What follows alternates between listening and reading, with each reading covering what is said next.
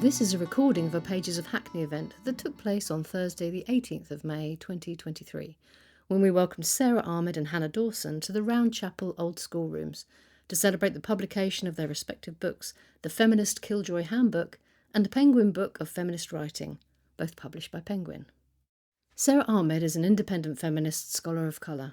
She worked as a feminist academic for over 20 years before she resigned in protest at the failure of her university to deal with the problem of sexual harassment.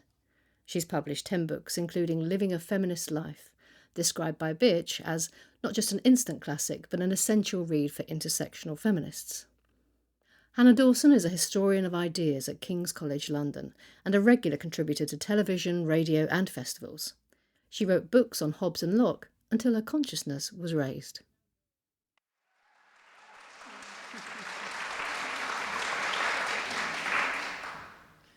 Hi everyone. We're actually not going to start immediately with a reading, but we're going to start by just talking a little bit about our books. And I'm going to begin by saying a little bit about Sara's extraordinary book and the concept of a feminist killjoy that you introduced a few years ago now, which I have found, and my students have found, and I'm sure many of you in the room have found, completely transformational, psychologically, in terms of understanding what feminism is. So what Sara showed us is that what a feminist does is call out sexism. You're therefore calling out the way that things are. You're calling out the order of things, and in doing so, you're making people feel bad about themselves, and you feel bad yourself insofar as you're in this kind of cloud of negativity.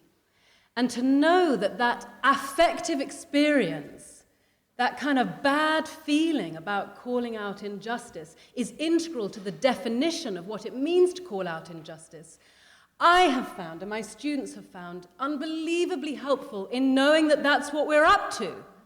Knowing that this is what it feels like, and this is part of it. It's not like, and it's for me, it's a kind of therapeutic, Sara's analysis, in the sense it's like when the therapist names the thing that's making you feel bad, it's incredibly helpful and gives you a sense of control and that kind of knowledge. And so I'd like to begin, Sara, by asking you to talk in any way you'd like about the concept of a feminist killjoy and perhaps of the kind of putting this handbook together. Thank you for that question, Hannah. And yes, for me, the feminist killjoy, I don't actually think of the feminist killjoy as a concept necessarily. It's interesting to reflect back on how I arrived at the feminist killjoy, or maybe the feminist killjoy arrived at me.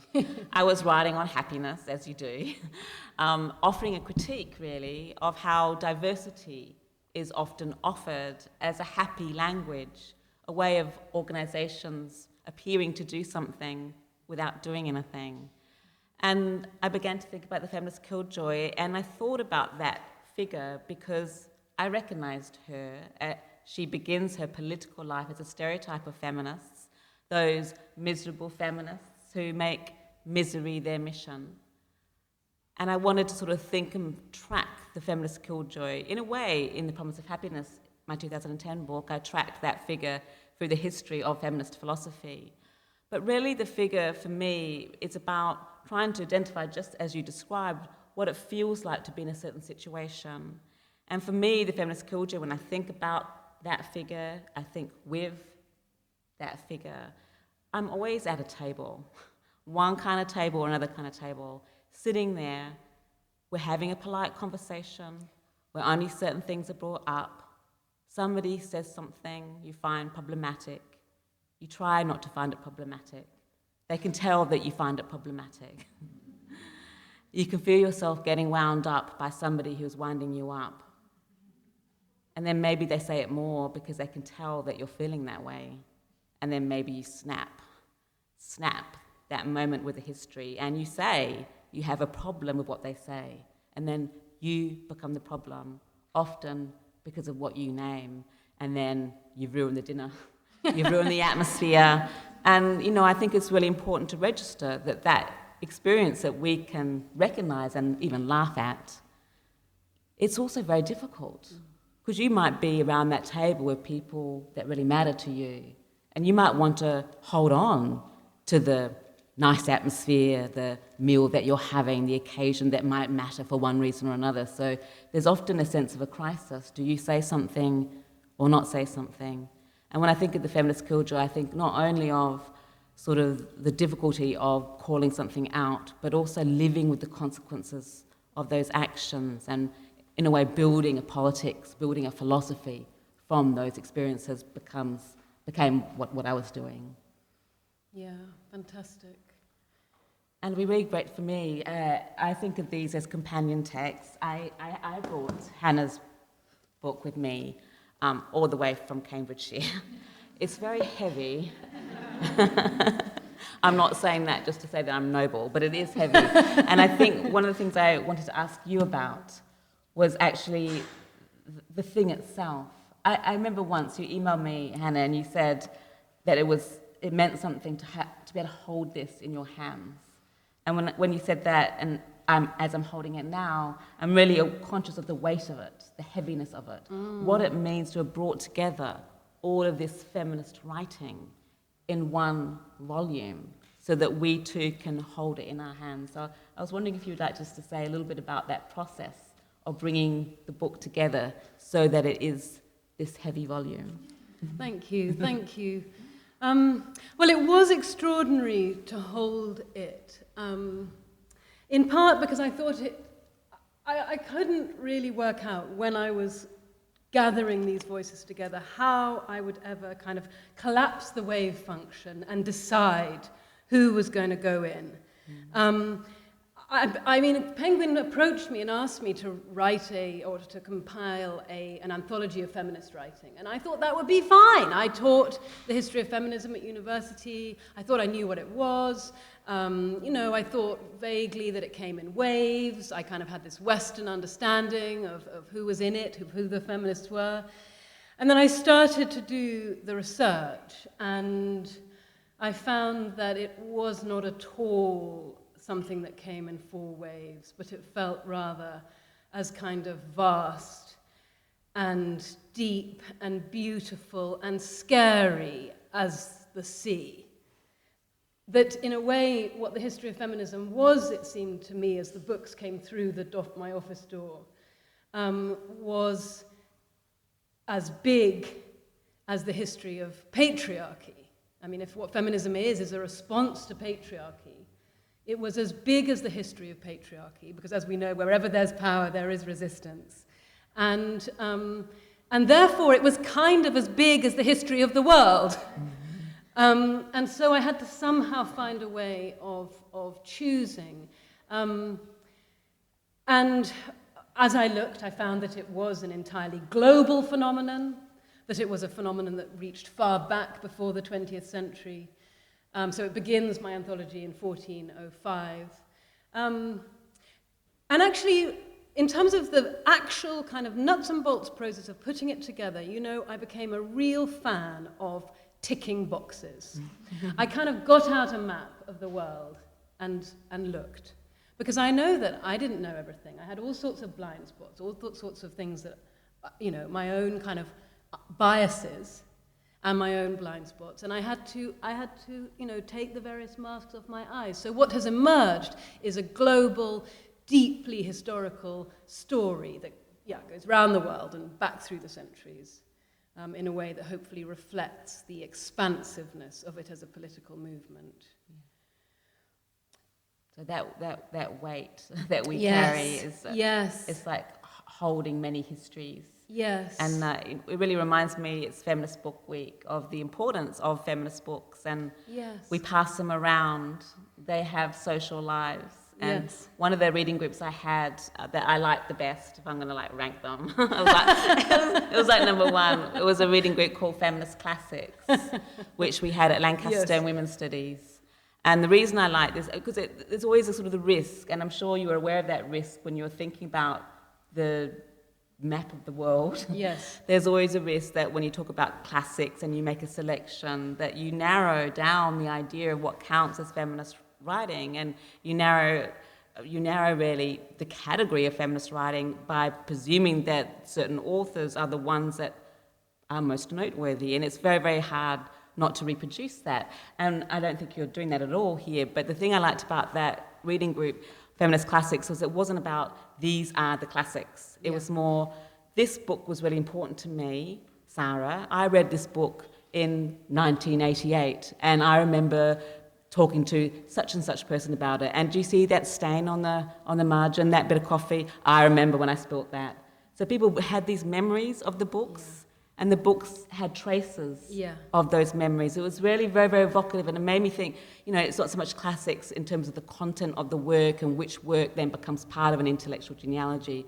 It's much more thinking about the importance of how feminist books become part of the community. Yes. They become how we communicate something of ourselves to each other, and they become part of our history as feminists, and I think that's something very precious. Yes, that is such a good way of thinking about it. And I should say that so this book, as you can see now from its beautiful, Penguin Classics livery, is in the Penguin Classics. There's Homer, there's all sorts of classic greats in this series. And what I exactly wanted to do between these recognizably kind of classic covers was to explode the canon, to expand the canon, to rethink the canon, to make sure, and I hope this is the case, even with you, Sara, most erudite woman, that there was something here, perhaps, that you didn't know about beforehand. And that was the ambition, that there be something here that was new for somebody. And I should say as well, in relation to thinking about kind of, the kind of joy of a reading group and the way in which classics, what is a classic? A classic is something that is in some way a part of us. That definitely, in addition to ticking the boxes and making sure that it was global and intersectional and all the things that I believe passionately in, that it was also a pleasure. It was a pleasure to read. So there's lots of poetry in the book, for example. There are extracts from novels. It's not just a series of manifestos in here. It is very much a literary thing, which takes me on to one of the distinctive features of your writing, Sara, which is that you are an amazing writer. I mean, you talk in one of your chapters about the figure of the feminist Killjoy poet, and we might want to go on to talk about her, but I wonder, before we move on, if you'd like to read something from your book, so that we can hear your prose.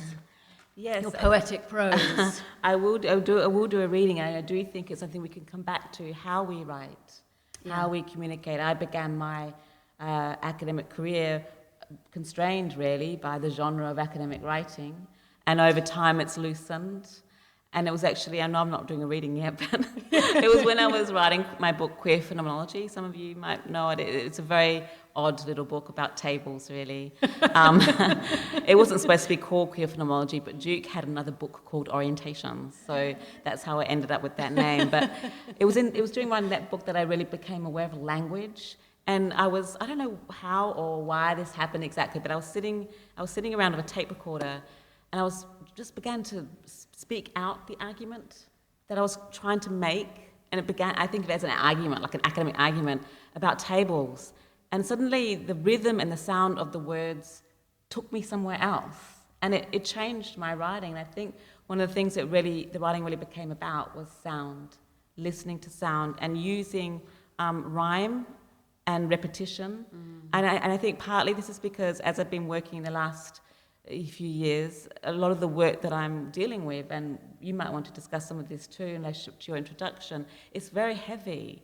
It's about violence and trauma, about experiences that are shattering. And I think sometimes that maybe the language is almost like I could breathe in the language more easily. So that there was a kind of like way in which through the words you create kind of rhythms and texture, it kind of lightens the load.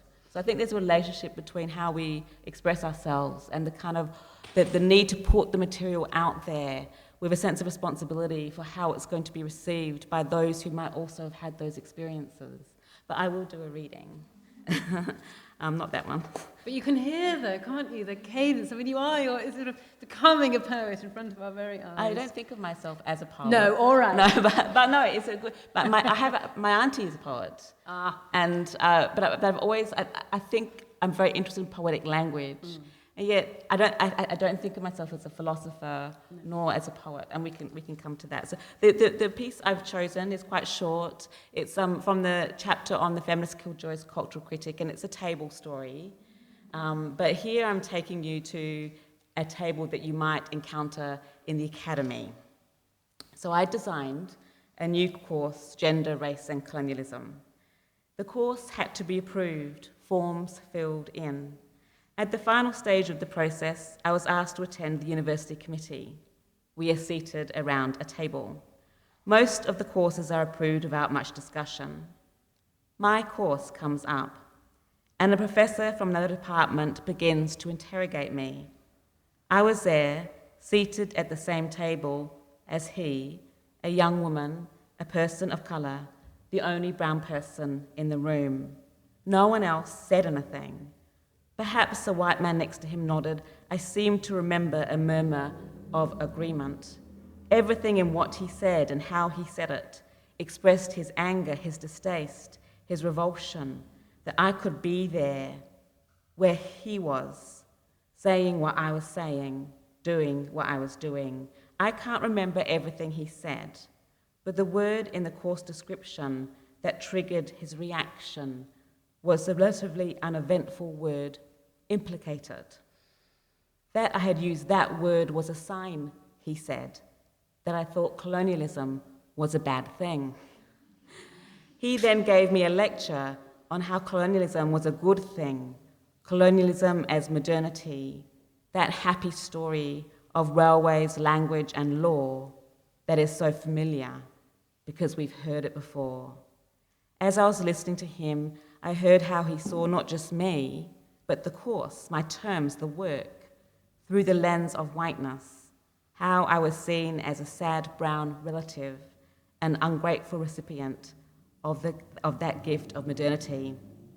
Perhaps they cannot bear it when the objects speak, when those pictured as willing recipients taking it in, all of it in, say no. He heard a no in the word implicated.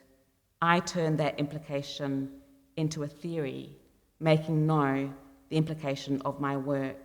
When we say no, we show what we know. That's brilliant. And I think of that as a Killjoy encounter, not because I spoke back in response to what he said. I didn't, but rather because I could hear how what I was doing was speaking back, refusing to tell that happy story of imperial progression. Yes. And actually, I mean, something you discuss in the book and something that was definitely part of my process of putting my anthology together was to think about, you know, the relationship between whiteness and feminism. And I mean, I learned two things in the in the compiling of this anthology. One was about the extraordinary vastness of the tradition of feminism as a political project, but the other was that that the history of feminism is just as much a history of conflict between women and between feminists as it is a struggle against patriarchy. And to think about, to think intersectionally, to think about the intersection between race and gender, as you were talking about there, was hugely important, obviously, for me to kind of reflect that in the anthology, but also in terms of, what it was like, the affect for me, what it was like for me when I was when I was doing the work, when I was doing the research.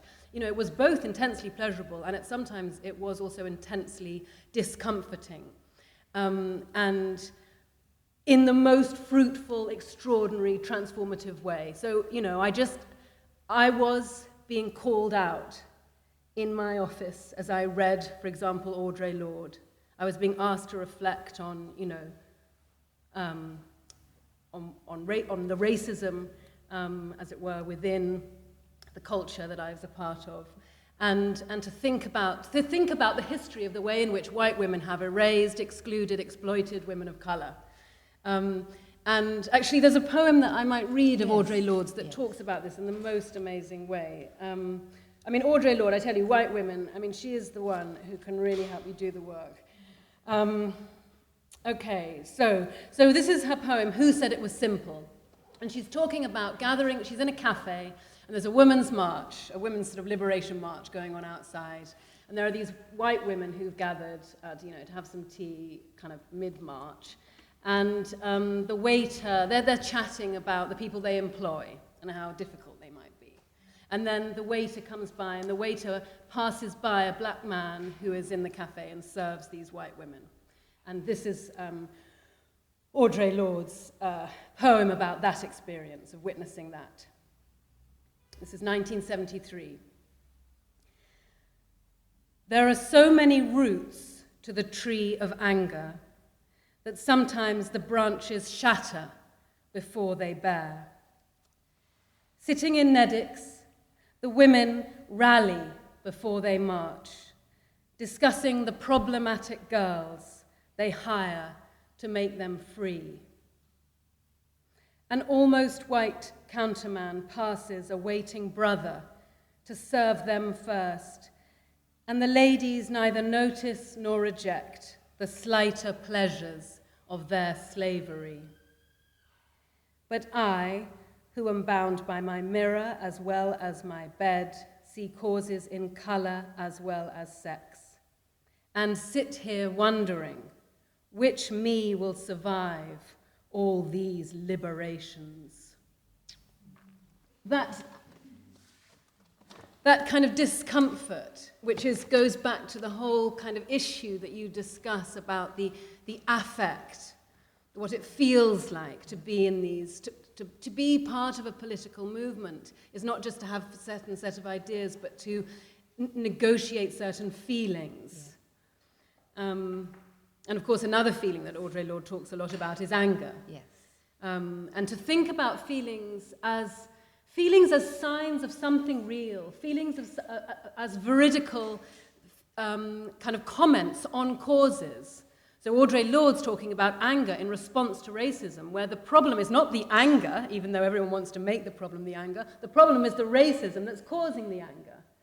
And you've been amazingly illuminating, Sara, about this business of looking, as it were, not at the angry black woman or the complainant, but looking at the reason for complaint, looking at the reason for anger, and how it's incredibly clarifying to find that distinction.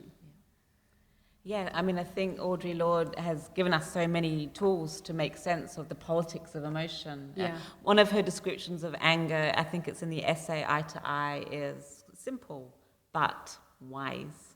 These things go together. Anger is loaded with information and energy. Yes. Which is just the combination there. Like, Yes. Anger is telling you something. Yes. It is how you know something about the world, about what is wrong, how you know something is wrong. Your anger is loaded with that information. It is worldly, but also energy. Anger might be what compels you to actually risk your personhood, the life that you have, in order to protest something, because you sense that what you're protesting is compromising the well-being of yourself or the well-being of others. Anger is motivating and energizing, and it also thus is connecting. Because I think perhaps if you're thinking about the politics of emotion, it might be quite easy to think about, here I am, hello, I'm this person and these are my feelings. But what if you follow the kind of work that Audre Lorde is asking us to do? She's asking us to think about how emotions are how we are moved by and in relation to others. And so it really gets us to think a little bit about kind of the emotions of doing collective work. And yes, there is anger. There's also frustration. I call, in my book Complain, I say frustration is a feminist record. Like those feelings of like the same thing happening over and over again. One of the Killjoy truths in the Handbook is we have to keep saying it because they keep doing it. And it's funny, deliberately. And it is funny, and there's humour in that. But you're the one heard as repeating yourself, as if you're stuck on the same point, like a broken record. And that's because what you're pointing to, just exactly as you were saying, what you're pointing to is not noticed. That you become the object of attention is what stops what you're pointing to from being noticed. And it's profoundly like irritating and frustrating. And so the work is always trying to you have to keep pointing, you have to keep making the point.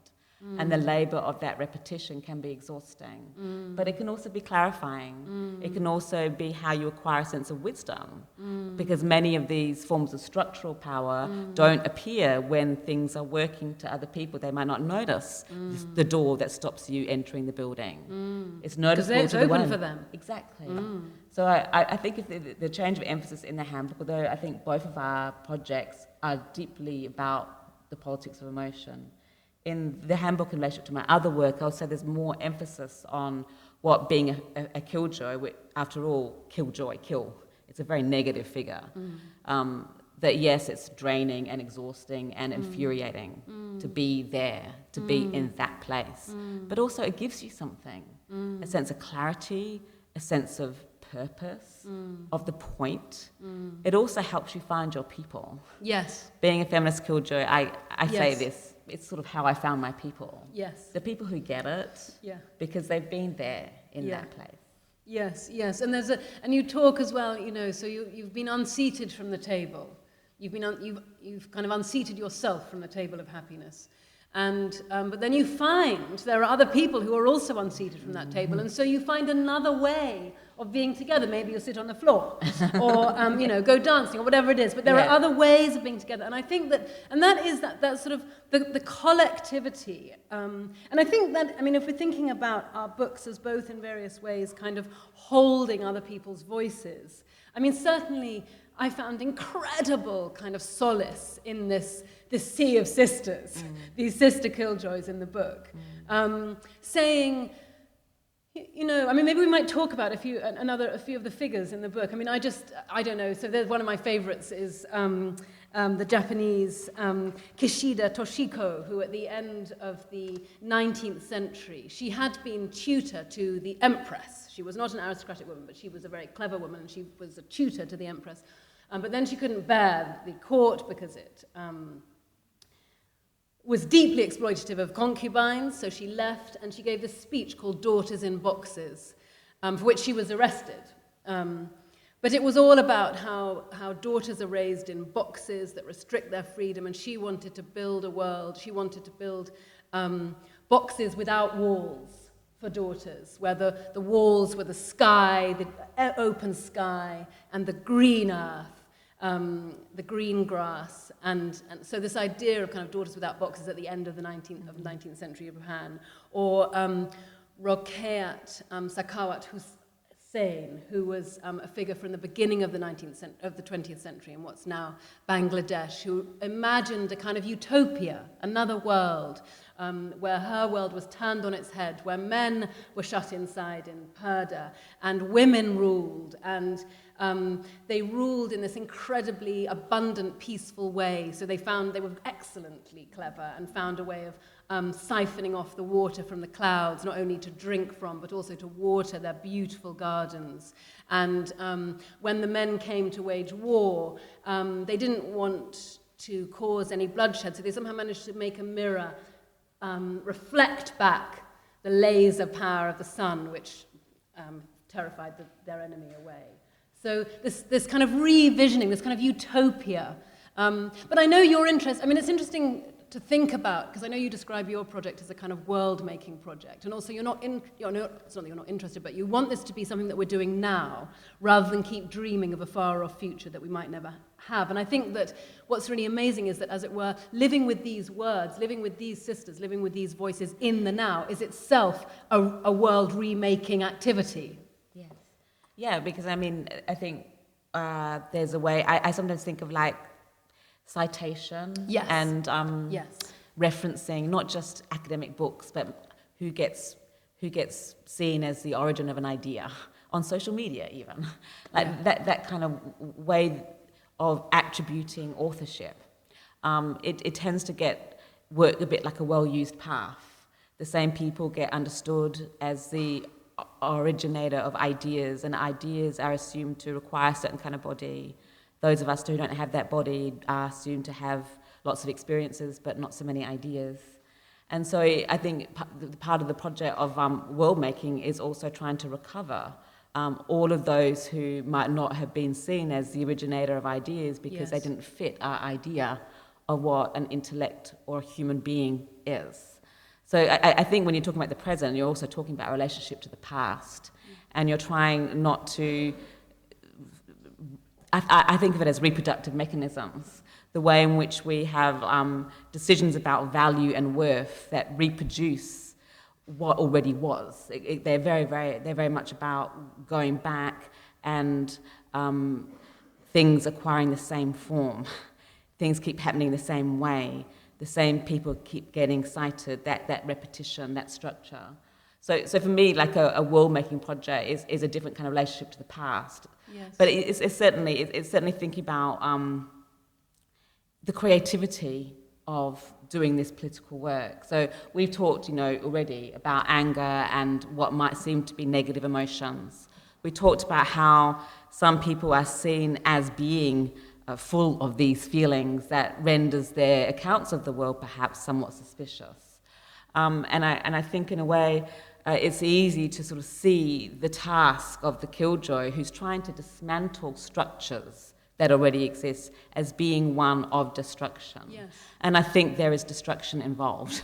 And there should be. If sexual harassment is normalized in the institution, we need to destroy the structures that enable that to happen. There's no way around it. We need to recognize the importance of the work of dismantling the master's house, to use Lord's term. But I really wanted to stress in the handbook that the creativity in that too. Yeah. That in a way, when you are trying not to reproduce the same old, you're actually trying to create something else.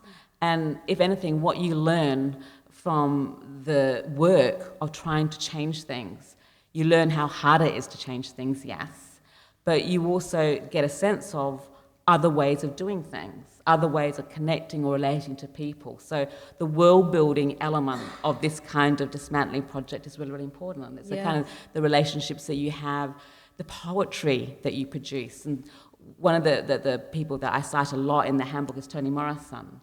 And I think The Bluest Eye is one of my favourite books ever. And the scene, those of you who know that novel, there's a scene in which Claudia, she's the narrator, she keeps being given these little white baby dolls and she hates them.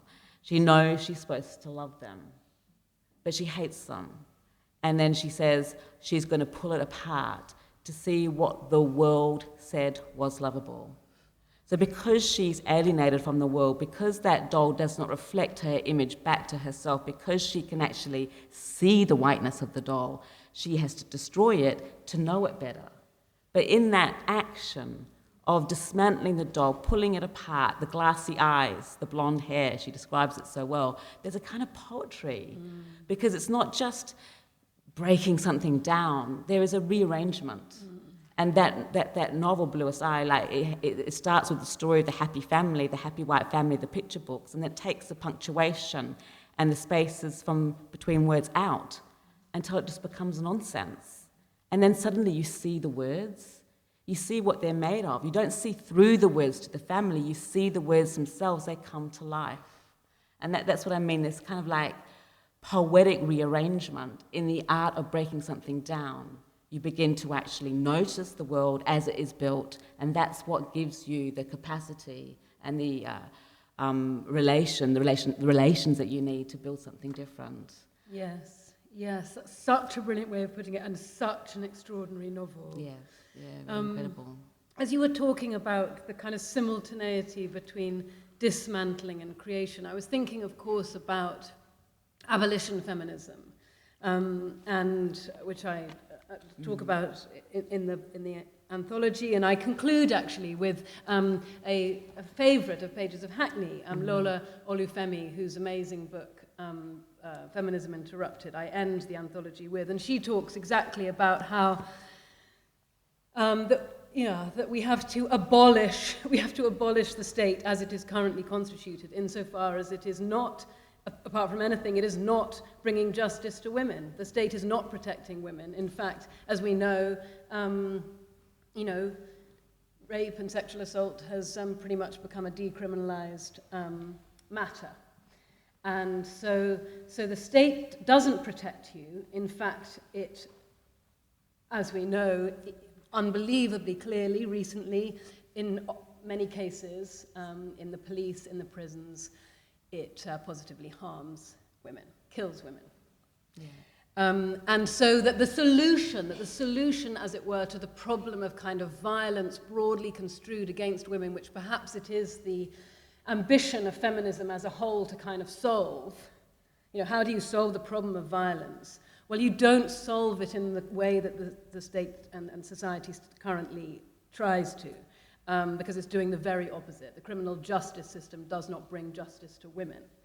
And so to think anew, but part of that thinking anew is exactly the process of dismantling, of abolishing, and to see the kind of the creative scope within that, the kind of scope of possibility within that, which, as you say, is as much a matter of kind of language and naming as it is of action. That language is action.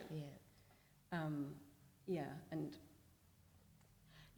I think the last chapter of the handbook is on the feminist Killjoy as activist. Yes. And I think a lot of my own experiences of being involved in fighting against the normalizing of sexual harassment in universities, and it's not a specific story to universities, many institutions you could be talking about when I'm talking about the problem of the normalizing of sexual harassment, including police and prisons. But I think one of the harder lessons for me about the feminist Killjoy, there are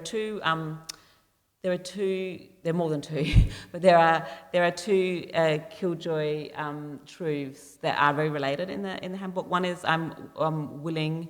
Actually, no, they're Killjoy commitments. I've got to get it right.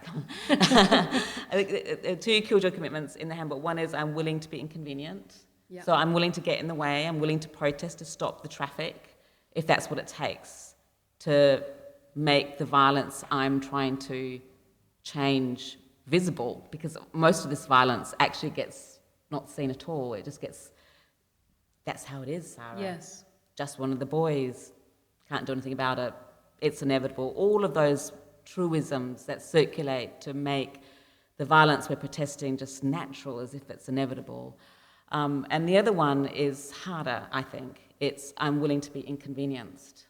Because I think one of the most difficult lessons from my own experience was that many of the feminist colleagues that I worked with, where I worked, actually didn't really want to know about the sexual harassment that was happening in this institution I was in, because it was about their colleagues, and it was about their projects, and it was about their programs. So they would be definitely protesting it over there in another institution, but not here, because that would actually get in the way of what they were doing and what they had available to them. And this is not specific to one institution.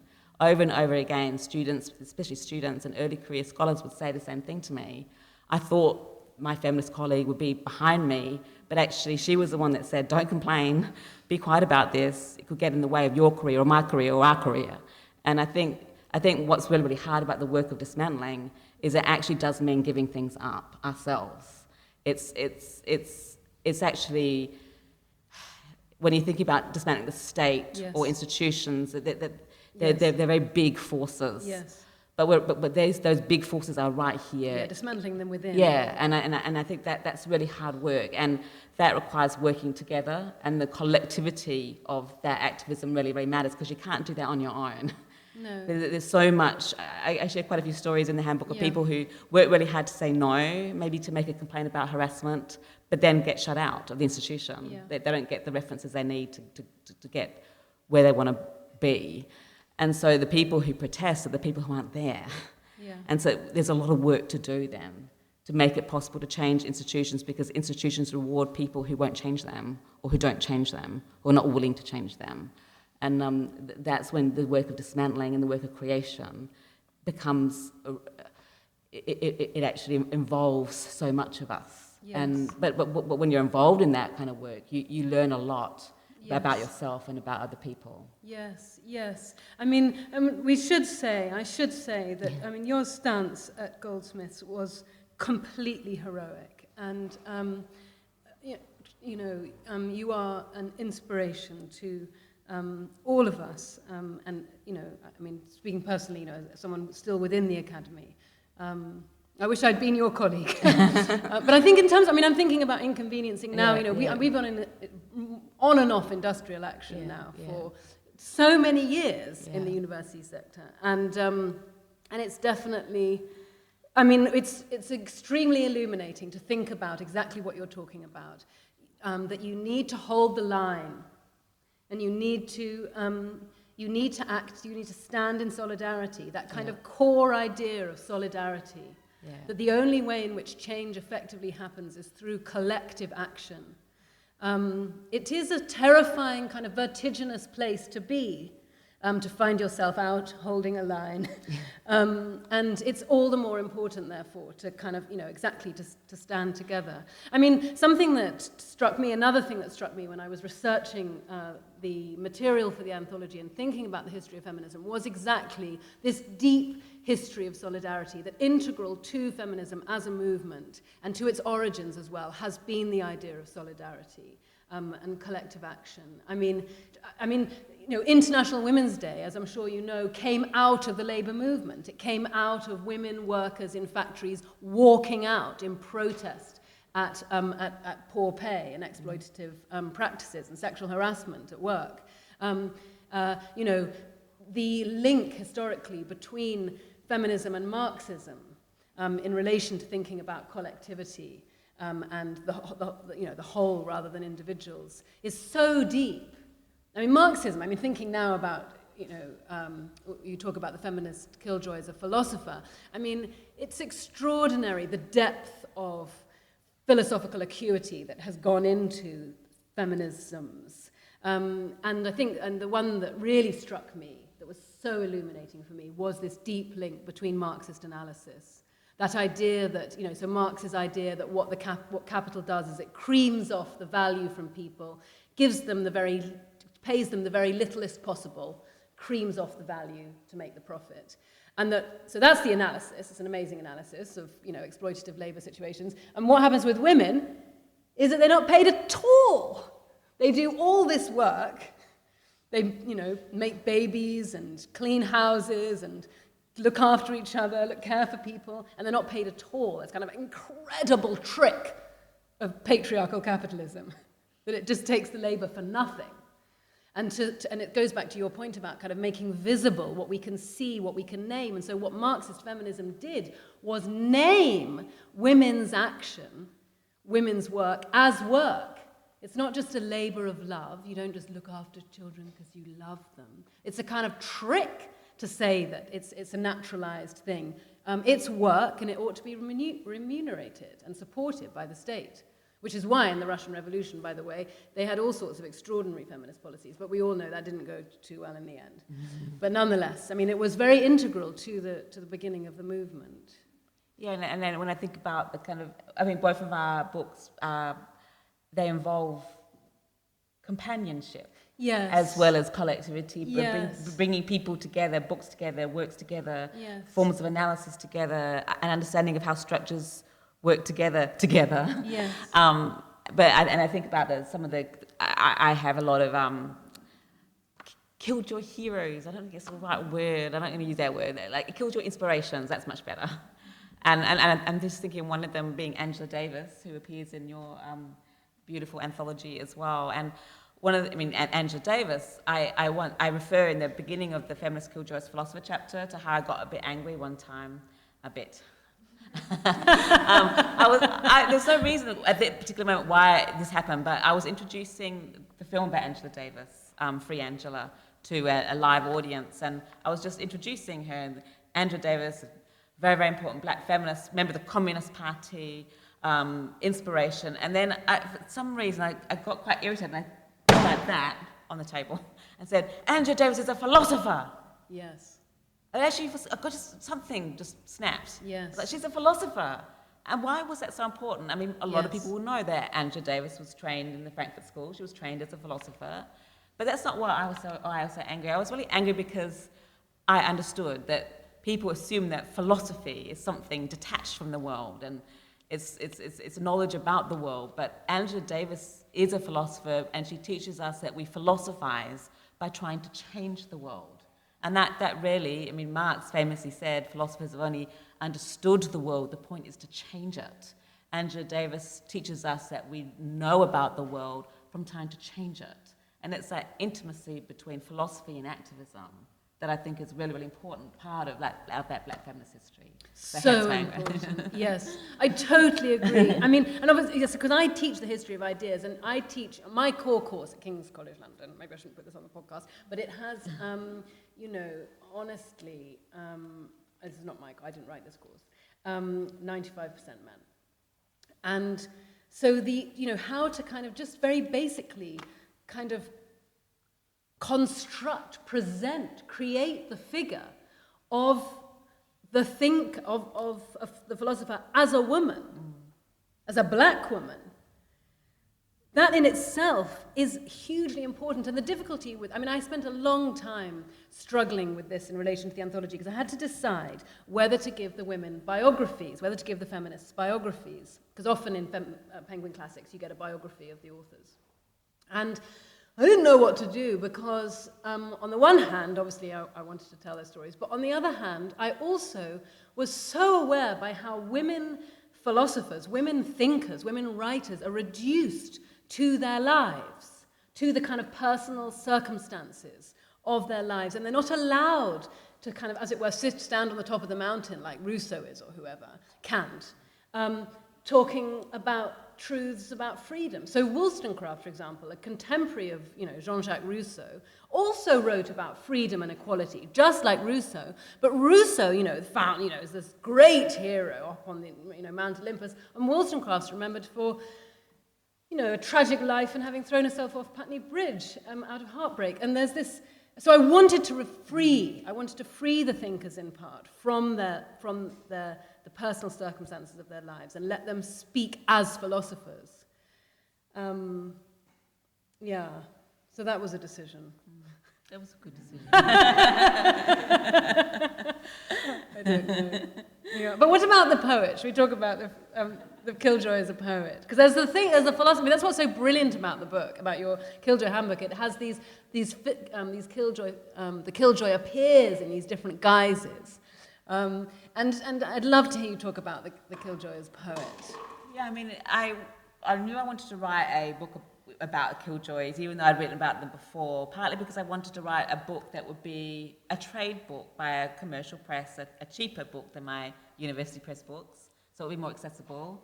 And I thought the Feminist Killjoy would be the obvious way of doing that, because the Feminist Killjoy has always been such a good communication device. I noticed, like, when I would speak about Killjoys, people would sort of be move around, they'd be like, I could hear the sound of recognition, like people got something from that figure. So I thought, if I'm going to write a different kind of book that's more accessible, I'm going to do it with Feminist Killjoys, but like how to do it. Like it's a messy situation, a messy experience, it's a long history. So it was just I'd already been using as a device, which sounds odd, complaint as diversity work, complaint as feminist pedagogy. So I've been using as a way of like, trying to sort of think through a project or a form of political work through the lens of something else. So it's a way of connecting one thing to the other. And I began thinking about how to be a feminist killjoy is to have certain kind of skills. And then I was thinking, yeah, right.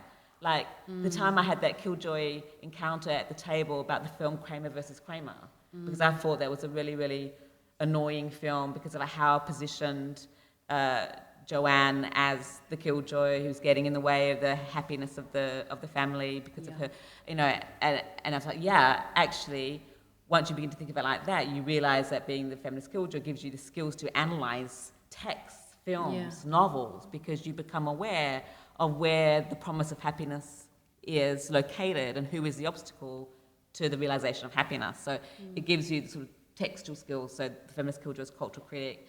I thought about the way in which so much of the work in philosophy, like approaching the table philosophically, what do tables, how can we think about reality through tables? Does the table exist? You know, that version of how the table appears in philosophy compared to, I'm noticing the table because I can't sit it. Yes. You know, the feminist killjoy, attention to things because you are alienated from them. So it's a different kind of way of thinking about philosophy.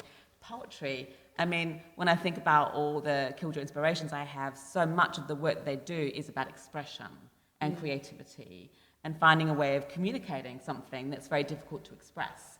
So when Audre Lorde talks about sexism and racism as grown-up words, she's telling us that we experience them before we have a way of naming what we experience. And then to have the names is to change your relationship to the past. You rearrange that past because you have words for it.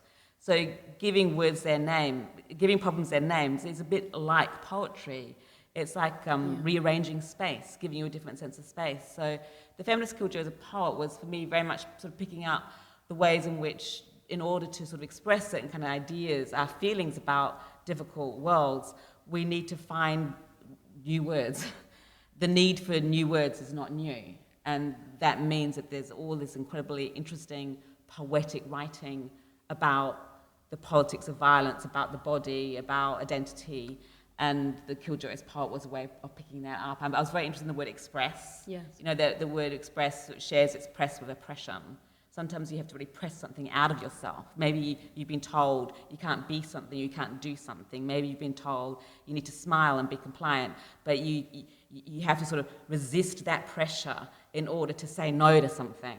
And that kind of resistance is, for me, part of certain kinds of forms of political and aesthetic expression. You've got to push to get something out because you've been told you have to hold it in. And in that's a way of sort of thinking about the kind of the role of poetry, really, in political activism. And I was really glad that you included poems in your anthology, and I think you thought you might share other poems with us. We could, yeah. And we could end. I mean, I when you were talking, we could end with a reading, could we? A bit about self-expression, and I could end with a poem. But I was thinking, as you were talking, Sara, I was thinking about another extract in the anthology, which is Virginia Woolf's "Angel in the House."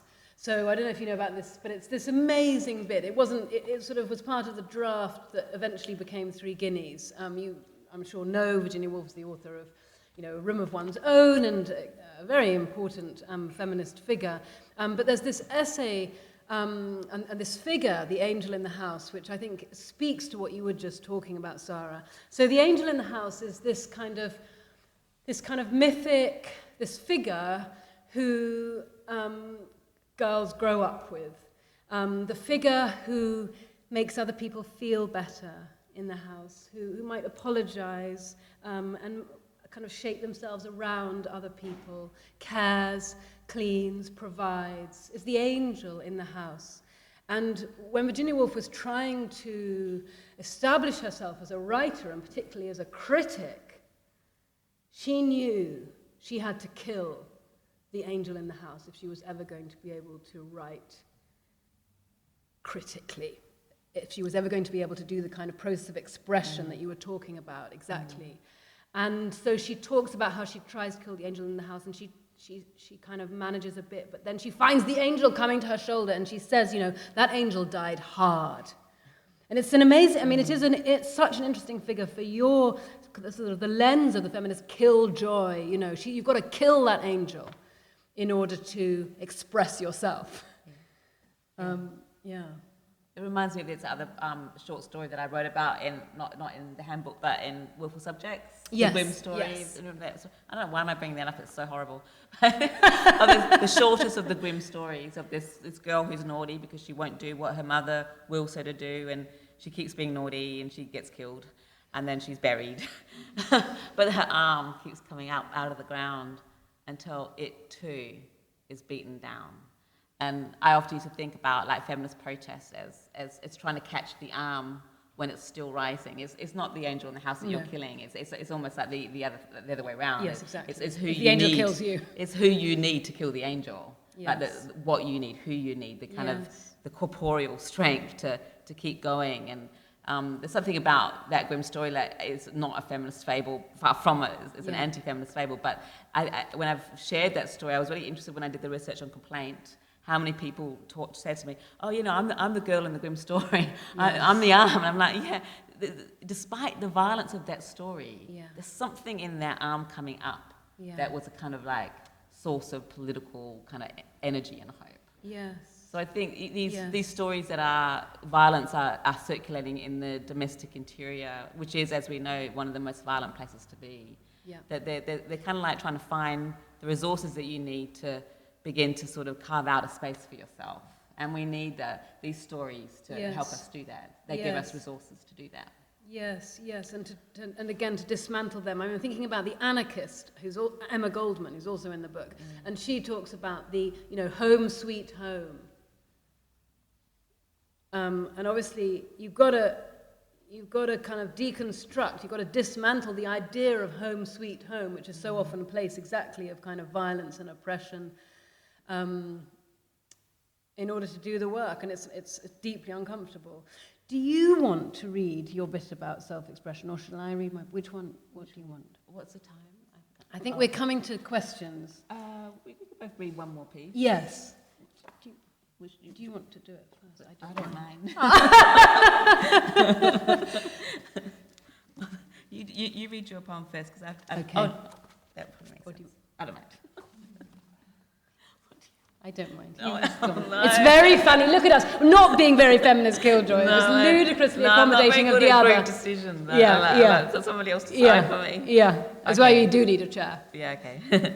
Okay, so this is towards the end of the Feminist Killjoy as Poet chapter, which is a chapter that I learned most from writing out of all of them, I would say, for what it's worth. A breaking point can be a making point. Lauren Ballant teaches the ethical value of loosening our hold on things. Words can be things, sentences too. To let loose can also mean to have a strong emotion or expression. Killjoy maxim, let loose. Maybe our writing becomes looser as we refuse the requirement to express ourselves in a certain way. I think of how, in time, my own writing has changed. As I have worked more on feminist killjoys, with them, bringing them to you, my language has loosened. I have become more conscious of words, how they matter, the sound of them, using rhyme and repetition so that in the language, at least, I can breathe.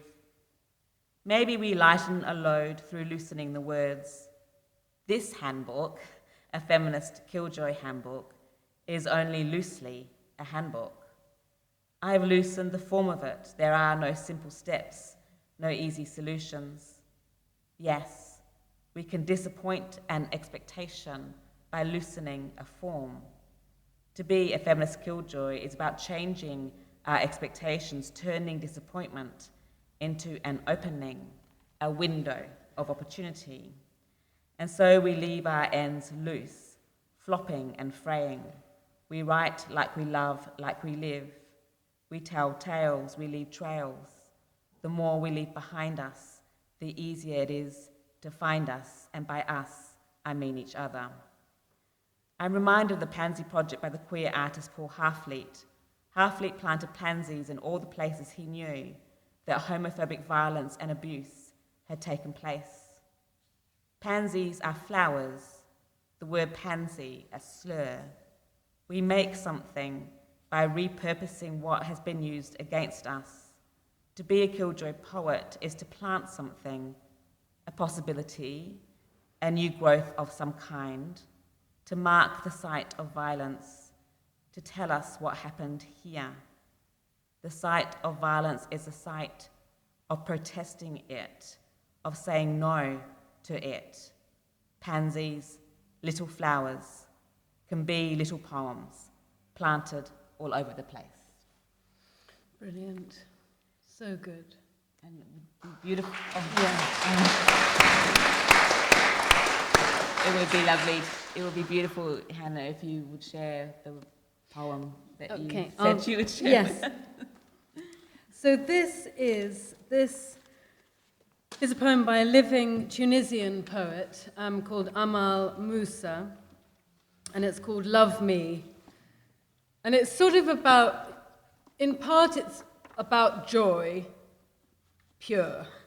I mean, and because I think something that's quite interesting in terms of sort of scholarship, I mean, I've just read this book called Sovereign Joy, which is about black joy, joy as protest. And so thinking about joy itself as an act of resistance. Anyway, this is Amal Musa's Love Me. I carry me on my fingertips. I carry me on the galloping of my vision. I wrap myself with a swaddling of my skin. I embrace me, longing for myself. I bless my flowing, my gushing. I cradle me in my chest. I glove these budding hands with poetry. I claim revelation. My engravings are on stone. My image carries water to thirst and bait to fishermen's nets.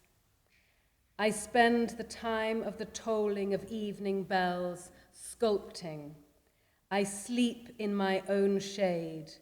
I wear my Bedouin nature to spite cities. I stroll within me when I weary myself. I enter a garden that does not entice myself against me. I love my impossible self, the one whose feet the earth does not know. Yeah. It's not me, and I think it should be our end. And we should thank you for coming and for a really wonderful discussion. Thank you so much, Anne. Thank you, everybody. Sara. Thank you. If you would like to buy the Feminist Killjoy Handbook or the Penguin Book of Feminist Writing, please head to our website pagesofhackney.co.uk, where you can buy them for collection from the bookshop or for delivery nationwide. If you enjoyed this podcast, please subscribe wherever you find your podcasts for more literary events like this one.